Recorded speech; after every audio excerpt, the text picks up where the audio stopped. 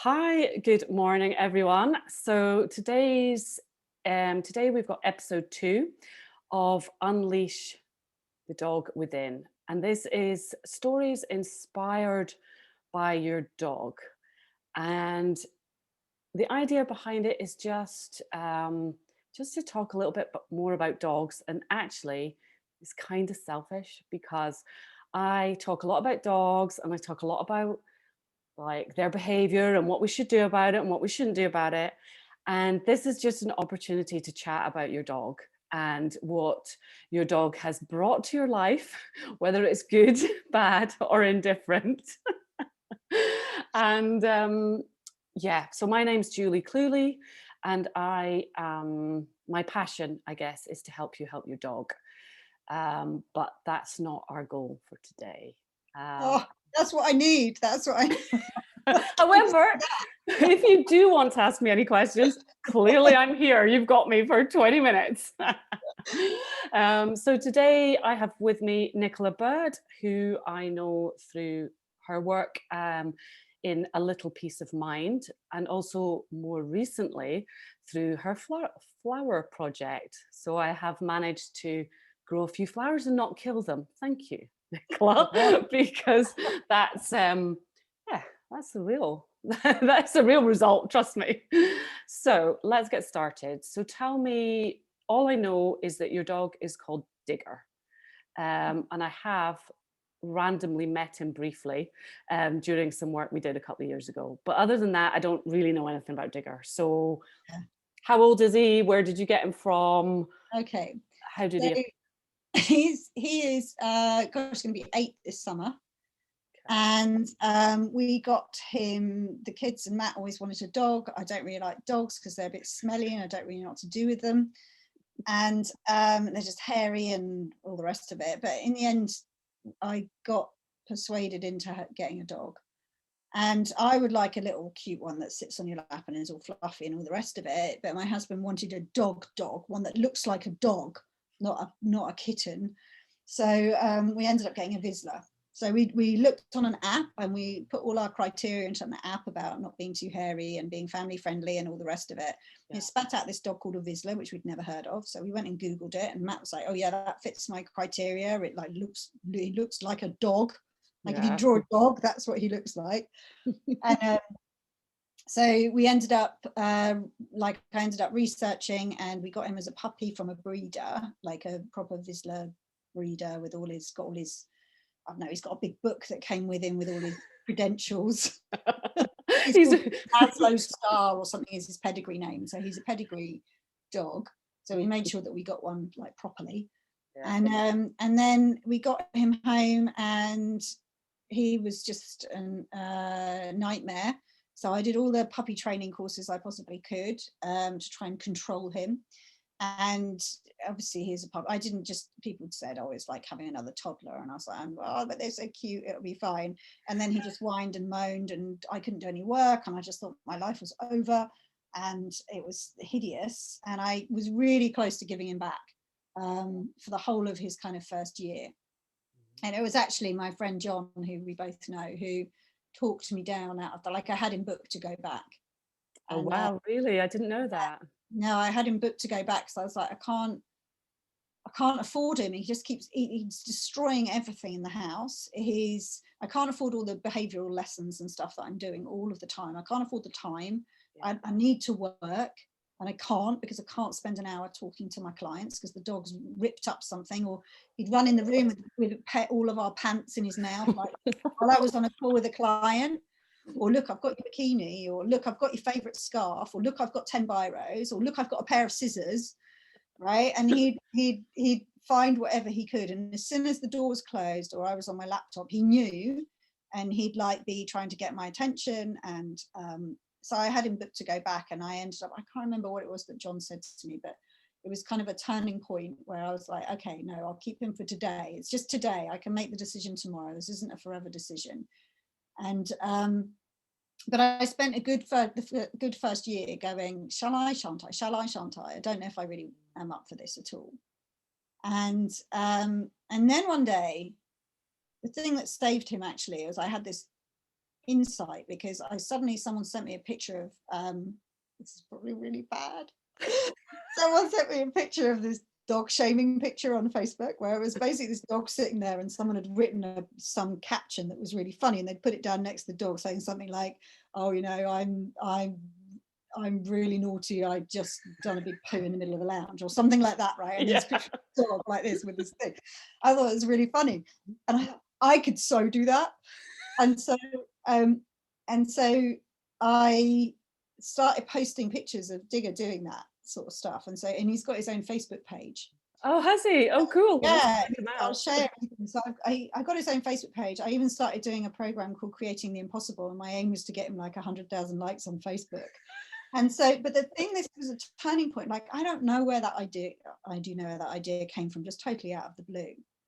But it saved us because I started, like, I wanted him to do naughty things so that I could take the picture and do the post for the day. And if he didn't do it, I love it. So it came from like really resenting him for everything that he did, to suddenly like anticipating his naughtiness and looking for it and kind of wanting it and not finding it as much as I wanted it. So I had a total mind shift about it. Yeah. But of course, the thing you resist is persists. So every time I wanted him not to do it, he would do it.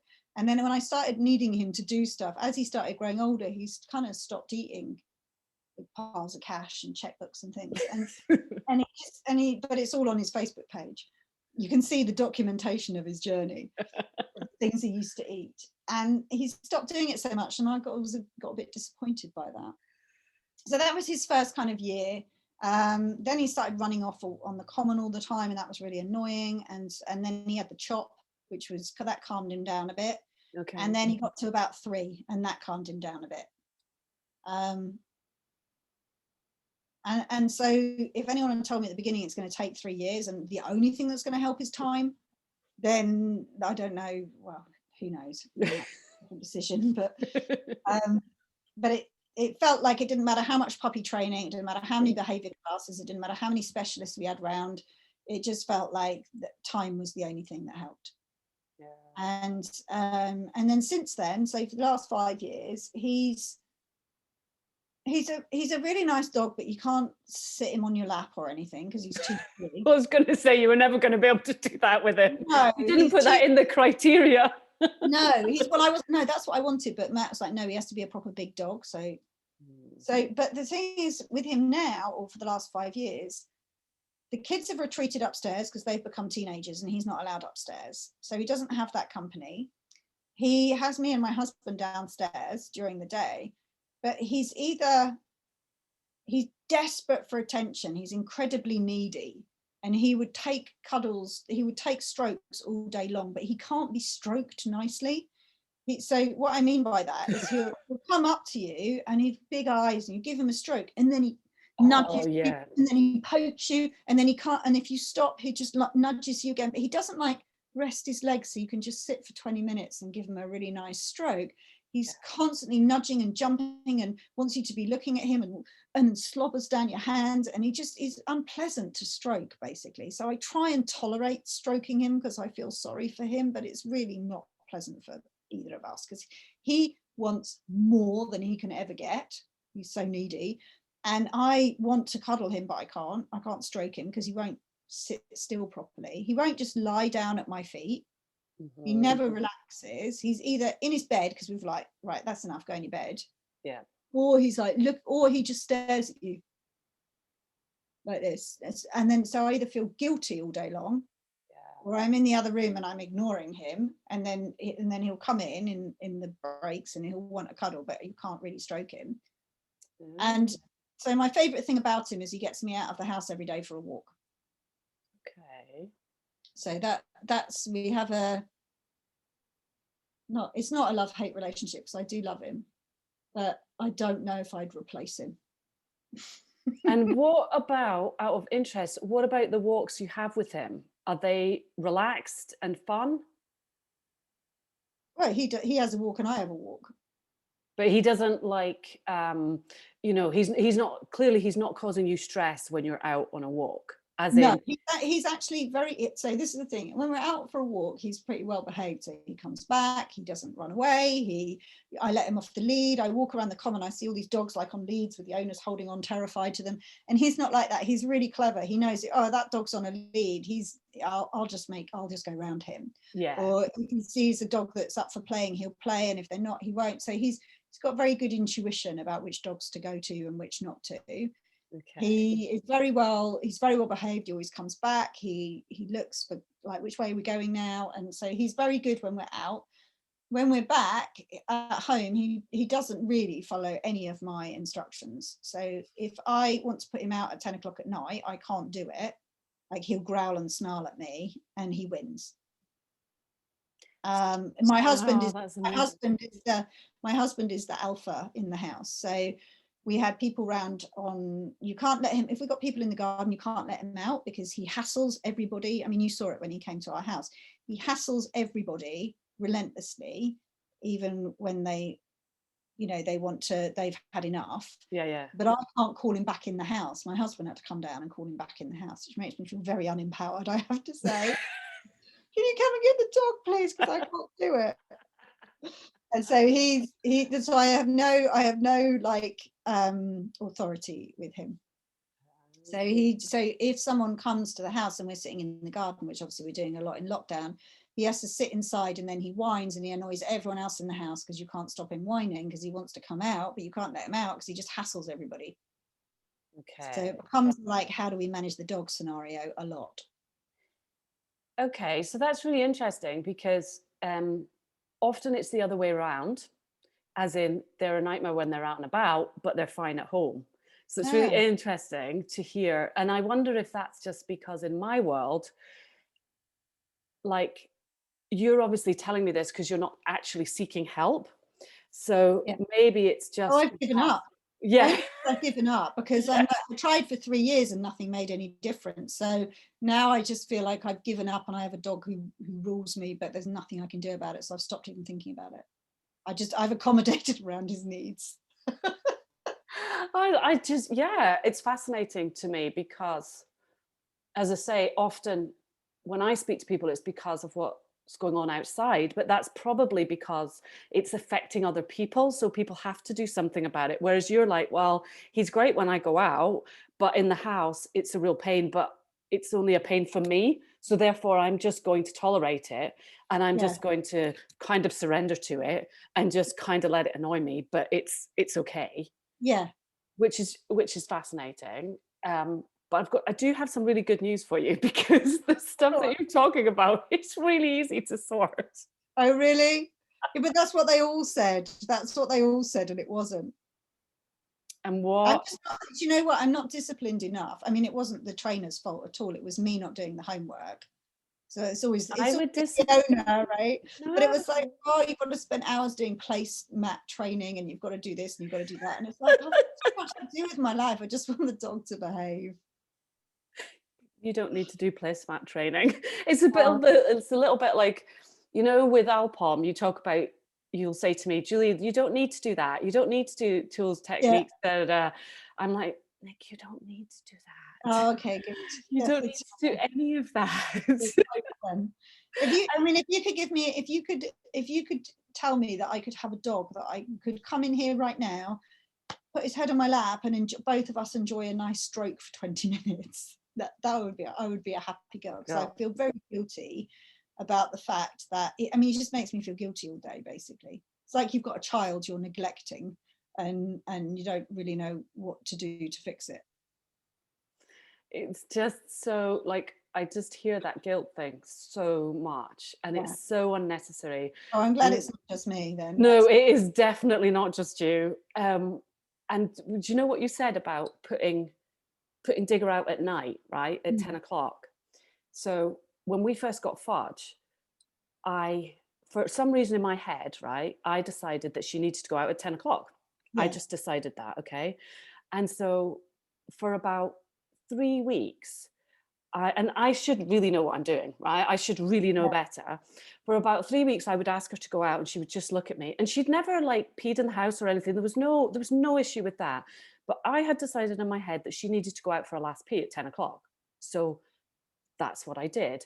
Yeah. And every night she would start, like, sort of after about a week, she was kind of like, she was looking at me like, I don't want to go out.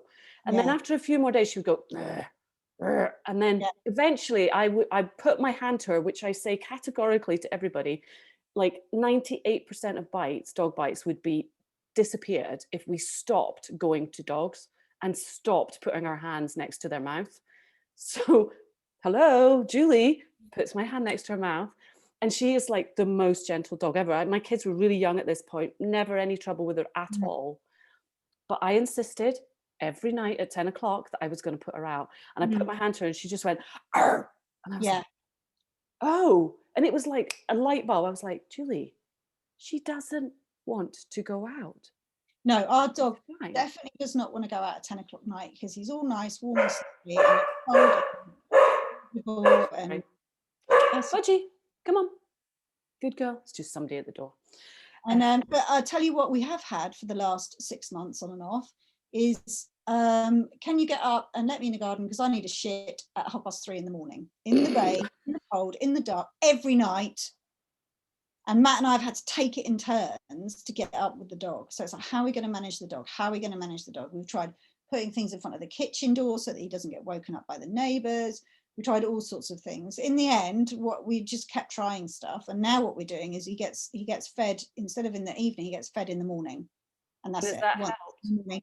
And at the moment, that seems to have stopped him. And also Matt coming downstairs in the night and just refusing to put him out and going, go back to bed. Putting him, like making him go back to bed instead of letting him out. And he never did a wee or a poo on the floor in the morning. He Yeah, just yeah. thought, oh, I'm awake. Oh, I know what, I'll go and have a shit. That'll be something to do. And so that's kind of what he was up, wandering around thinking that'd be a fun way to spend the night. And but I would go downstairs and put him back to bed and he would just growl at me. So Yeah. Matt had to get up every night. We moved his feeding, we did that, and now I wish I hadn't said it, but now for about 2 weeks he hasn't done it. But it was like weeks and weeks of him getting us up at 3:30 in the morning as well, which did not put him in my good books, I have to say. No, I'm not surprised. Yeah. And so are you still putting them out at 10 o'clock? Yeah, Matt puts him out at night when he goes, I can't put him out, but Matt puts him out at night at 10 o'clock. But they've stopped fighting over it. It's not a fight anymore. And it used to be like, come on, you've got to go now. And there'd be a bit of a fight between them both, like a bit of growling, a bit of shouting to get him outside. And now I go up and I hear Matt's just doing it really like, come on then, off we go. And Digger does get up and go out. He's Um, very tolerant. That's yeah, lovely. He's very yeah. tolerant. Okay. So I think there's only one thing you really need to do, right? That's going to make a difference to all of this. Fine. And that is to, and this is going to sound really weird because you feel guilty all the time. So you're going to have to just trust me on this one, right? Yeah. Is to stop engaging with him when he initiates it. Ah, right. Okay. Okay. Yeah. So literally for the next couple of days, just trust me on this, right? Just Yeah. completely, because I can tell that you're probably okay to do this because you're a bit pissed off with him. So what I want you to do for the next few days is just completely ignore him. Okay. Okay, completely ignore him. And what you're doing by that, and it's actually the kindest thing you can ever do for your dog, is Mm. to completely ignore him and let him just calm down and let him stop having this really annoying for him as well conversation with you where Yeah. he's constantly trying to get your attention. Okay, so Well, he's kind of given up now, to be honest. But if I give him the slightest little tick, like if I go ticker, he'll be over like a shot. But yeah, apart from that, he doesn't actually. He does. He's when I've given him strokes, right? So like I'm going to be a good dog mummy, and I've made sure that I've called him over and I've given him some strokes. Then he keeps coming all the time to ask. But I've kind of stopped doing that because I was cross with him because of the 3:30 in the morning thing. So I was like, go away, you're not in my good books. And so he has been pretty much ignored for the last 2 weeks. So he doesn't come up all the time. He now will only come if you kind of call him, but then he'll come all the time. okay, so Mm. you He probably might have done the ignoring bit. Yeah, you feel like you've done the ignoring bit. I don't think you have. Right, okay. Okay. I'm totally up for doing whatever I'm told. So Yeah. I don't think you have, because if you had, he wouldn't be behaving like that. right, okay.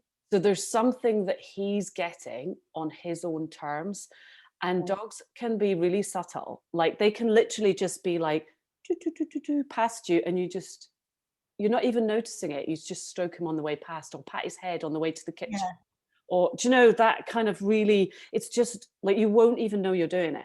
Yeah, no, when I come to the door, he'll run up and I give him a little stroke when I come in. So not even that, right? Just total ignoring. Especially not that. Especially not when you come in. Especially Okay. not when you come in. So when you come in and he's all like, "Oh my God, I missed you. You've been away for a week," you know? Yeah. What he's actually thinking is, "You disobedient younger member of my pack, where do you think you went without me telling you, Right. allowing you to go? So you want to come back in this like calm alpha leader confident way, as in, like it's kind of like annoying child, like jumping around like a crazy thing, because the minute you make eye contact with him when you come home and stroke him, he's like, got ya. He's elevated his status, and he can come and go and get up in the middle of the night and run around and be a crazy thing. Okay. Okay, So so I ignore him for how long? when you come home, like when you go out and come back, so that's the key time really, Yeah. is when you've separated from him and come back. We call it reuniting after separation. So you Yeah. go away and you come back, and that can be if you've gone to the toilet and come back. Yeah. Okay, so at any point that you've separated from and you come back, you probably notice it if you think about it. That's when he'll be Yeah. more like, "Oh, where did you go? Oh, Yeah. I need you," At that moment, ignore him until he leaves you alone, Yeah. of his own thinking, of his own things. So you don't tell him anything, don't tell him to go away or anything like that. Just Right. cross your arms, look away, let him think for himself to go away, and then give him 5 minutes to enjoy the feeling of just, oh, thank God, I don't need to worry about her. Right. Because in his head, he's got to worry about you. Right. Oh, bless him. So give him 5 minutes to enjoy it, and then call him over, Hmm. give him a stroke. And when you've decided that you don't want any more, yeah, because like you say, he's being really needy, then just like withdraw physically. And by that I Yeah. mean fold your arms, look away, get on your laptop, Yeah. which you're probably quite good at doing, I'm guessing, because you've Without saying bed without to saying make bed, without eye right. contact, without telling him to get off or get down or Yeah. any of that stuff. Because the second you do that, he's got attention. It's Right. Okay. negative, but it's still attention. And we all know Yeah. negative attention or positive attention makes no difference, does it? It's just attention. Yeah. Okay, so you're going to do that with your reuniting times. And actually, because what you said there about you have been ignoring him quite a lot, don't worry about doing it at other times. Just do it at the what we call key times. So when Right. you're reuniting, essentially. Yeah. Yeah. And see how you go with that, because I think Okay. just doing that, so the kind of philosophy, there's 4 areas that you can work with them, but I think, and I guess you get the best results when you do all 4 things at once, Right. but for the purposes of this Yeah. conversation and where you're at with him and what Yeah. you need, Start with. let's Yeah. let's start with that and focus on that. And yeah, and I suppose we're talking about doing something, yeah, but you said it really well. What you're actually doing is stopping, telling him to get off, get down, Right. Okay. making eye contact with him. Yeah. Do you see what I mean? So there's a Yeah. Yeah. Yeah. stopping and a doing. Yeah. But it's really, the stopping is probably more important than what you're doing. It's the Yeah. stopping of what's not working Yeah. that Okay. will make a big difference. That's amazing. I love that story. And I think actually it's really helpful for people to hear that they're not alone, especially people that have puppies right now. Yes. Yeah. Because Oh, you maybe don't hear is that, because you're like, oh my God, you know, he's waking up in the night and he's really annoying me when I'm trying to work. But what you probably don't see is that, oh, that means that he eats really well, he doesn't pee and poo in the house, and he walks beautifully, and he recalls beautifully when he's outside. And you know, there's like a whole myriad of things that he's doing beautifully. Yes, and he is very handsome, very good looking, lovely as well. So I know. So there's actually a lot of him, or a lot of your relationship with him, that's amazing. Yes. It's just that, like we all do, we focus on the bits we don't like. Yeah. We Well, go, and I wasn't even thinking about those until I got on this call with you. I just kind of like we've established this kind of, it's like COVID. We've established like new normal, which isn't ideal, but you forget to think about it and you just operate within the context of what's going on. It's a new normal. So yeah. this is how we just do things around here, and I don't give it a second thought. Talking to you has made me realise actually there's loads that I would like to be better, Mhm. and so it's not like looking at all the bad bits, but it's like actually no, if I could have a dog that I could stroke, that would be lovely. And that's kind of what you're saying is that, oh no, that's on offer, and I'd forgotten that was on offer. So That thank is you. definitely on offer, definitely on offer. And I think it's, yeah, it's, And at the beginning I said you're not allowed to put this recording out there because I'm just such an awful dog mummy that you can't possibly tell anyone about this. yeah. And you could put it out there, I don't care, because I'm sure there are loads of people that are exactly the same. So Yes. yeah. Well, I'm going to finish up there. Now that I knew you would agree to let me, you're like, I can't possibly let anybody know how awful I am. So can I just point out to anybody listening to this that we have all been there. We have all been where you are right now, Yeah. because like, yeah, I've got a thing on my fridge that I actually used to share with clients about the the conversation Ben and I had about the dog, because we're the other way around. I wanted the dog, Ben didn't, and he was Yeah. like, if you don't fix this dog in 6 months and she has to do this, this, and this, Oh wow. out of here. And I was Wow. like going, I know you can't put a time limit on this, blah, blah, blah. Oh, anyway, yeah, we've all been there. So Yes. Yeah. thank you Good very to know. much You're for very your welcome. time. Thank you. Thanks for your tips. That's great for me to be starting with, and now I know that is on offer. I'll be checking you out for more dog stuff. So Thank thank you. you.